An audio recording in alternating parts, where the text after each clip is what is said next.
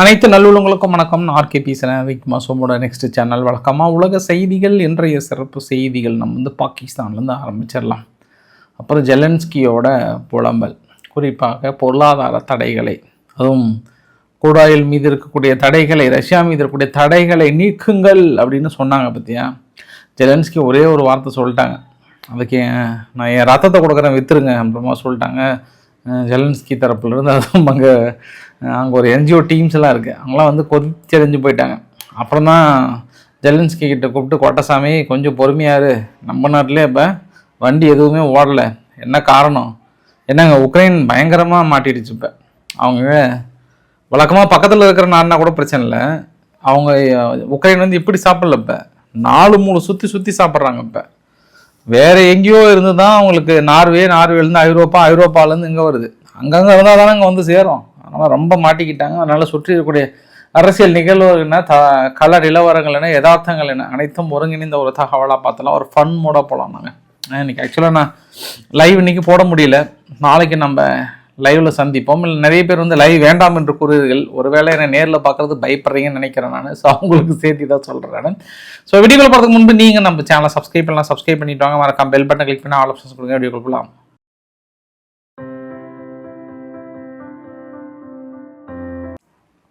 அதாவது Russia Ukraine தாக்குதல் அப்போ கூட மக்கள் இந்த அளவுக்கு பாதிக்கப்படல, ஓரளவுக்கு ஒரு ஆல்டர்னேட் சோர்ஸ் கிடைச்சது. ஆனால் அமெரிக்கா, இஸ்ரேல், இந்த ஈரான் யுத்தம் இந்த அளவுக்கு ஒரு நாட்டையே லாக்டவுன் அளவுக்கு மாற்றமானு எதிர்பார்த்துருக்க மாட்டாங்க. ஏன்னா அந்த அளவுக்கான ஒரு பெரிய ஒரு மாற்றம். பாருங்க, எக்ஸாம்பிள் தாய்லாந்தில் என்ன சொல்லிட்டாங்கன்னா, கோட்டசாமிங்களை யாரும் எதுக்கு வீட்டை விட்டு வெளியே வராதிங்க, வீட்டிலே இருங்க, வீட்டில் இருந்தாலும் சமைச்சு சாப்பிடாதீங்க, தண்ணி கூட குடிச்சிட்டு அமைதியாக இருங்க, கொஞ்சம் சுத்தமாக ஃபியூல் இல்லை ஒன்றும் இல்லை அப்படின்ற மாதிரி சொல்லிட்டாங்க தாய்லாந்தில். ஃபியூல் கூட ஓரளவுக்கு இருக்குது, இப்போ கேஸ் பிரச்சனை தான். நம்ம இந்தியாவிலையும் சேர்த்து தான் சொல்கிறேன் நான். காலையிலேருந்து வணிக பயன்பாட்டுக்கான சிலிண்டர்கள் இல்லை அப்படின்னோடனே எத்தனை நாள் ஹோட்டலில் சாப்பிடாதவங்களுக்கு திடீர்னு ஹோட்டலில் சாப்பிடணும்னு இன்றைக்கி ஆசை வந்துருச்சு. நான் எப்படி ஹோட்டலுக்கு போவேன், நான் சாப்பிடாமல் இருப்பேன், என்ன நடக்கிறது ஆச்சா, என்ன நடக்கிறதுன்ற மாதிரி பயங்கர. இனி நாளைக்கே போராட்டம் அனௌன்ஸ் பண்ணாலும் பண்ணுவாங்க போல, அந்த அளவுக்கான எதிர்ப்பு அலைகள் கொஞ்சம். அது இல்லாமல் வீட்டுக்கு கிடைக்கிற சிலிண்டர் கூட கொஞ்சம் டிலே ஆகுது. அதனால் கொஞ்சம் அத்தியாவசிய தடை சட்டம்னு கொண்டு யாரெல்லாம் பதுக்கி வைக்கிறீங்களோ அவர்கள் மீதெல்லாம் நடவடிக்கை எடுக்கணுன்ற மாதிரி மத்திய அரசு பயங்கர தீவிரமாக இருக்கிறாங்க. பாகிஸ்தான் மிகப்பெரிய அறிவிப்பு கொடுத்தாங்க, அந்த பள்ளிக்கூடங்கள்லாம் 2 வாரத்துக்கு இழுத்து மூடுங்க அப்படின்ட்டாங்க. வெஹிக்கிள்ஸ், கவர்மெண்ட் வெஹிக்கிள்லாம் ஆல்மோஸ்ட் 60% எடுக்கவே கூடாதுன்ட்டாங்க. ஃபியூவல் ஒன்லி 50% மட்டும்தான் அலோவ் பண்ணியிருக்காங்க. ஸ்டாஃப் 50% தான் வீட்டை விட்டு வெளியே வரணும், மீதி வீட்டிலே கூட இருந்துக்கோங்கன்றாங்க. கவர்மெண்ட் ஆஃபீஸ் 4 நாள் தான் வாரத்துக்கு செய்யணும், மீதெல்லாம் லீவ் விட்டு தள்ளுங்கன்ட்டாங்க. பப்ளிக் ஸ்பெண்டிங் 20%க்கு மேலே நடத்தக்கூடாதுன்றாங்க. இப்போ தான் விஷயத்துக்கு வரேன் நான். இப்போ 2 பேர் சண்டை போடுறாங்கன்னு வச்சுக்கோங்க, பயங்கரமான சண்டை. அந்த சண்டையை போயிட்டு யாராவது விலைக்கு விட போனாங்கன்னு வச்சுக்கோங்க, அப்போ தான் வெறி வரும் அவங்க 2 பேர்த்துக்கு. என்னை விடு அப்படின்னு சொல்லிட்டு பயங்கரமாக அடிச்சுப்பாங்க. அதே இப்போ 2 பேர் சண்டை போடுறாங்கன்னு வச்சுக்கோங்க, அப்படியே அடிச்சுக்கோ அப்படின்னு சொல்லிட்டு நம்ம பாட்டு உட்காந்து வேடிக்கை பார்த்துட்டு பாப்கார்னை சாப்பிட்டு கொஞ்சம் தள்ளியடி மூஞ்சி மேலே குத்து அப்படின்னு வச்சுக்கோங்க. அவங்க கொஞ்சம் டயர்டாயிட்டு, ஆஹா எவனும் தடுக்க வரல போல அப்படின்ட்டு அடித்து அவங்களே டயர்டாயிட்டு ஒரு பக்கம் ஓரமாக உட்காந்துக்குவாங்கல்ல. இதை பெரும்பாலும் நீங்கள் எங்கேயாவது பார்த்துருக்கீங்களா?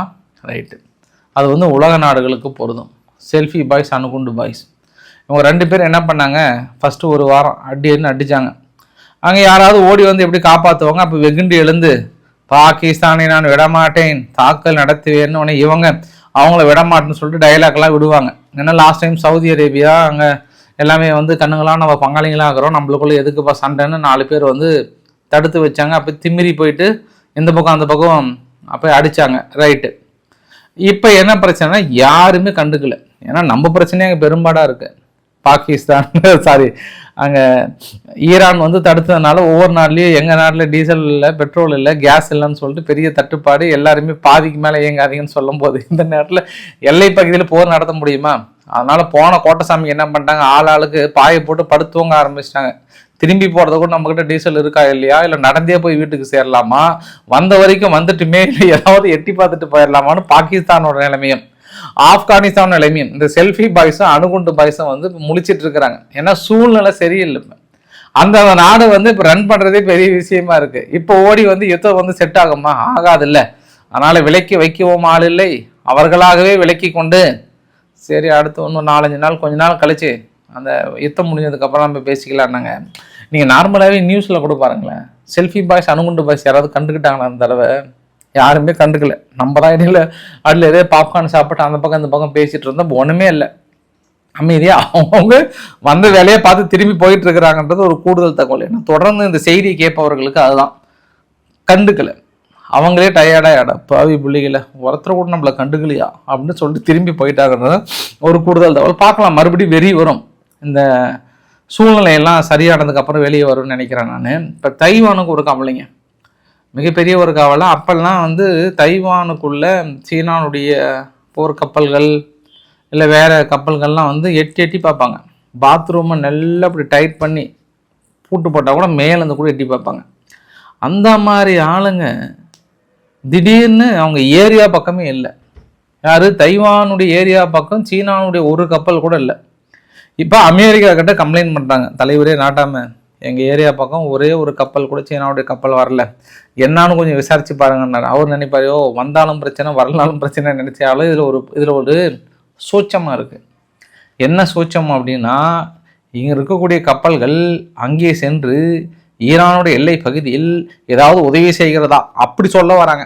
அதாவது தைவான் வந்து அப்பெல்லாம் இந்த மாடசாமி இந்த பக்கம் அந்த பக்கம் வந்துட்டு போவார், இப்போ அந்த மாடசாமி ஆளே காணமேன்ற மாதிரி இப்போ அந்த போர் கப்பல்கள் எங்கே போச்சுன்னே தெரியலையா, எல்லாம் போயிட்டு ஈரானுக்கு உதவி செய்தான்னு கொஞ்சம் அலசி ஆராய்ங்கன்றாங்க. எங்களுக்கு அதெல்லாம் வேலை கிடையாது, எங்களுக்கு வேறு நிறைய வேலை இருக்குன்னு சொல்லிட்டு வாங்கி அவர்கள் 53 நாடுகளுக்கு வந்து நாங்கள் வரியே கிட்டத்தட்ட கிடையாது, 0 டேரிஃப் வரின்றாங்க ஆப்பிரிக்கா நாடுகளுக்கு. இனி நாங்கள் அதை நோக்கி சென்று கொண்டிருக்கிறோம் அப்படின்ற மாதிரி வந்து சொல்கிறாங்க. இப்போ நம்ம அமெரிக்கா கிட்ட வந்துடலாம். இன்றைக்கி காலையில் புடின் அவர்கள்கிட்ட மனசு விட்டு ஒரு 1.5 மணி நேரம் பேசினாராம். ஏன்னா ரஷ்யா உக்ரைன் விவகாரம், இந்த ஈரான் விவகாரம், இந்த பிராந்தியத்தில் அமைதி ஏற்படுத்துவது எப்படி, இந்த பூ உலகில் அமைதி ஏற்படுத்துவது எப்படி, இதனால் தாக்கம் என்ன வரும் அந்த மாதிரிலாம் ரொம்ப நேரம் மனசை விட்டு பேசிக்கிட்டாங்க. இந்த மாதிரி மனசை விட்டு பேசினாவே ஜெலன்ஸ்கிக்கு வந்து சற்று கோபம் வந்துடும். ஏன்னா அவர்கிட்ட பர்மிஷன் வாங்கிட்டு தான் அங்கே பேசினேன். ஆக்சுவலாக அமைதி பேச்சுவார்த்தை போகின்ற இந்த சமயத்தில் அது பேச்சுவார்த்தை முடிஞ்சதுக்கப்புறம் ட்ரம்ப் தரப்புல இருந்தும் ரஷ்யா தரப்புல என்ன சொன்னோன்னா, ஆஹா மிக ஒரு ஆகச்சிறந்த அற்புதமான ஒரு பேச்சு நடைபெற்றது, ரொம்ப ரொம்ப யூஸ்ஃபுல்லாக இருந்தது. இந்த பேச்சுவார்த்தையின் முடிவில் கொஞ்சம் ரஷ்யா மீது இருக்கிற தடைகளை, குறிப்பாக குருடாயில் ஏற்றுமதி செய்யப்படுகிற இல்லை எல்என்ஜி கேஸ் ஏற்றுமதி செய்யப்படுகிற ஒரு சில தடைகளை நீக்கலான்னு சொல்லிட்டு ஐரோப்பா நாடுகளுக்கும் ஃபோன் பண்ணி கொஞ்சம் பார்த்து கொஞ்சம் விட்டுருங்க, எல்லா நாடுகளுக்கும் இந்தியாவுக்கு மட்டும் கிடையாது எல்லா நாடுகளுக்கும் விட்டுருங்க அப்படின்னு சொன்னது. இப்போ ஐரோப்பாவை வந்து அவங்க சொன்னாலும் சொல்லனால இப்போ ஐரோப்பாவில் ஏகப்பட்ட பிரச்சனை. இன்றைக்கே வந்து இது யூகேலேருந்து மீது எல்லா நாடுகளும் வந்து ரெஸ்ட்ரிக்ட் பண்ண ஆரம்பிச்சிட்டாங்க. எல்என்ஜி வந்து பெரிய தட்டுப்பாடு, விலையேற்றம் வந்து விண்ணை முட்டி கொண்டு இருக்கிறது, இந்த நேரத்தில் பொருளாதார தடை தேவையா அப்படின்னு யார் கேட்குறது? ஹங்கேரி கேட்குறாங்க. ஹங்கேரியில் வந்து எலெக்ஷன் வேறு போயிட்டுருக்கு. அந்த எலெக்ஷன் போகிறது இல்லாமல் உடனடியாக அந்த பொருளாதார தடையை நீக்குங்கன்றாங்க. ஏன்னா இப்போ சர்வே எடுத்தாங்க, அதில் ஹங்கேரியினுடைய ரிசல்ட் ஒன்றும் சரியில்லை, எதிர்கட்சி ஜெயிக்கிற மாதிரி இருக்குது. ஏன்னா நார்மலாகவே ட்ரம்ப் அவர்கள் பெருசாக ஆதரவு கொடுத்தா கொஞ்சம் ஜெயிக்கிறது கொஞ்சம் கஷ்டம்தான், அதனால் அவர் கொஞ்சம் ஜெயிக்கிறது கஷ்டம்னு நினைக்கிறேன். இப்போ ஓடி வந்து ஹங்கேரி என்ன சொல்கிறாங்கன்னா, உடனே இந்த பொருளாதார தடையை உடனே நீக்குங்க, நீங்கள் மட்டும் இந்த பொருளாதார தடை போடாமல் இருந்தால் உலகத்திலே ஜம்முன்னு நம்ம இருந்திருக்கலாம், இன்றைக்கி ரஷ்யா நம்ம பக்கம் இப்படி கை நீட்டினா சும்மா ஒரு டியூபை கொண்டு போய் விட்டால் அந்த டியூப்லேயும் அனுப்பியிருப்பாங்க, இன்றைக்கி தடை விதிச்சுட்டு எங்கே போய் வாங்க போகிறோம், இன்றைக்கி ஒன்றுமே இல்லாமல் போயிடுச்சு, இதுக்கு எல்லாத்துக்கும் காரணம் ஐரோப்பா நாடுகள் தான் அப்படின்னு புலம்பி தள்ளுறாங்க. இப்போ ரஷ்யாவை பொறுத்த வரைக்கும் எப்படின்னா, இதற்கு முன்பெல்லாம் வந்து கொஞ்சம் சலுகை விலையெல்லாம் வந்து கொடுத்தாங்க. இந்தியாவுக்குலாம் வந்து 20% 30% சலுகை விலையில் கொடுத்தாங்க. போக்குவரத்து செலவு அவங்களே ஏற்றுக்கிட்டாங்க. யார்? ரஷ்யாவே. சப்போஸ் அனுப்புகிற கப்பல் ஏதாவது இந்த பொருளாதார தடைன்ற பேரில் ட்ரோன் தாக்குதல் இது மாதிரி ஏதாவது ஒன்று விபரீதம் ஏற்பட்டால் அதை ரஷ்யாவே பொறுப்பேற்றுக்குவாங்க. இங்கே நம்மக்கிட்ட சேர்த்தன ரேட்டு தான். இப்போ வந்து என்ன சொல்கிறாங்கன்னா, ரொம்ப கராராக சேட்டு கணக்காகிட்டார் ரஷ்ய அதிபர் புடின் அவர்கள். இங்கே பாருப்பா, ஒரு சிங்கிள் பைசா குறைக்க மாட்டேன், நான் கொடுக்குறேன், நீங்களே ஒரு கப்பல் அனுப்புங்க, வந்து ஃபில் பண்ணிட்டு போங்க, பழைய ரஷ்யா கிடையாதுன்ட்டாங்க. இந்த ஸ்ட்ரிக்ட்டு கண்டிப்பாக தேவை தான். ஏன்னா இல்லாதப்ப கொஞ்சம் அப்படி இப்படின்றத விட இருந்ததப்ப தெளிவாக சொல்லிட்டாங்க. அதுவும் குறிப்பாக ஐரோப்பாக்காரங்க என் கண்ணு முன்னாடி நிற்காதீங்க, நீங்கள் வந்து என் கண்ணு முன்னாடி நிற்காதீங்க, உங்களுக்கு வந்து பரிசீலனை பண்ணிட்டு இருக்கிறேன்ற மாதிரி சொல்ல இப்போதான் உக்ரைன் ஓடி வந்து இந்த அவமானம் நம்மளுக்கு தேவையா, இது எங்கள் ரத்தத்தை விற்று சம்பாதிக்கிற மாதிரி ஆல்மோஸ்ட் அந்த கண்டிஷன் தான் இது. எல்லாரும் நம்ம வந்து ஒன்று சேர்ந்து கிட்டத்தட்ட ஜெயிக்கிற நேரத்தில் இப்படி வந்து நம்மளுடைய வாழ்க்கையே புரட்டி போட்ட மாதிரி இந்த ஈரான் யுத்தம் வந்து ஒட்டுமொத்தமாக புரட்டி போட்டுருச்சு. அது இல்லாமல் இப்போ அங்கே உக்ரைனுக்குள்ளேயே பெரிய ஒரு இன்சிடென்ட். ஏன்னா அவங்களுக்கு எப்படி வரும், இப்போ கேஸ் அண்ட் ஆயில் உக்ரைன் யாருக்கிட்ட வாங்குறாங்க? ஐரோப்பாக்கிட்டையும் கிடையாது, பக்கத்தில் அவங்க வாங்குறாங்க, நேராக நார்வே கிட்டேருந்து வாங்குறாங்க. போதிய அளவுக்கு இங்கே அவங்களுக்கு சப்ளை இல்லை. இது எல்லாமே இங்கேருந்து கத்தாரில் இருந்து சவுதியில இருந்து போனாதான் அங்கே டிஸ்ட்ரிபியூட் பண்ணிட்டு இருந்தாங்க. எல்லாமே முடிஞ்சு போனதுனால இப்போ அவங்களும் தலைமையில துண்டு போட்டு தான் உட்காந்துக்கிறாங்க. இப்போ உக்ரைன் தரப்புலேயே வந்து 2 நாடுகள் வந்து நேரடியாகவே பெனிஃபிட் அடைகிறாங்க இந்த ஈரான் யுத்தத்தில். ஒன்று வந்து ரஷ்யா, அது நேரடி பெனிஃபிட் இருக்கிறாங்க. இன்னொன்று வந்து சீனா. ஏன்னா சீனா மீது பொருளாதார தடை விதிக்கிறேன், அதை விதிக்கிறேன், இதை விதிக்கிறேன், அவங்க மீது அப்படி பண்ணுறேன் இப்படி பண்ணுறேன்னு சொல்லிட்டு கடைசியில் இப்போ அமெரிக்கா வந்து பில்லியன் கணக்கில் செலவு பண்ணிட்டு இருக்கிறாங்க. யாரு? ஈரானுக்கு எதிரான தாக்குதல்ல பெரிய அளவுக்கு செலவு பண்ணிட்டு இருக்கிறாங்க. பொருளாதாரத்தை இழந்து கொண்டிருக்கிறார்கள், பொருளாதாரத்தை சேமித்து கொண்டிருக்கிறது சீனா அப்படின்ற ஒரு குற்றச்சாட்டு. தலைவர் வந்து தவறான ஒரு முடிவு எடுத்துட்டாரோ அப்படின்ற மாதிரிலாம் இன்னைக்கு உக்ரைன் தரப்புல இருந்து பல கட்டுரைகளும் பல புலம்பல்களும் அந்த தரப்புல இருந்து பார்க்க முடியுது. இருந்தாலும் வேற வழி தெரியலன்ற மாதிரி சொல்றாங்க. ஆக்சுவலா இதை நம்ம 2 ஆங்கிள் நம்ம பிரிச்சிடலாம். ஒரு வழியா ஐரோப்பா நாடுகள் இவங்களுக்கு கொஞ்சம் பழையபடி கொஞ்சம் சரியில்லை அமெரிக்கா கிட்ட, அதனால உங்களையும் கொஞ்சம் கோத்து விடுறேன் அப்படின்ற மாதிரி தான் இந்த முடிவு எடுத்திருப்பாங்களா. ஐரோப்பா நாடுகளை பழி வாங்குறதுக்காக எடுத்திருப்பாரான்றது இன்னொரு ஆங்கிளில் பார்க்கலாம்.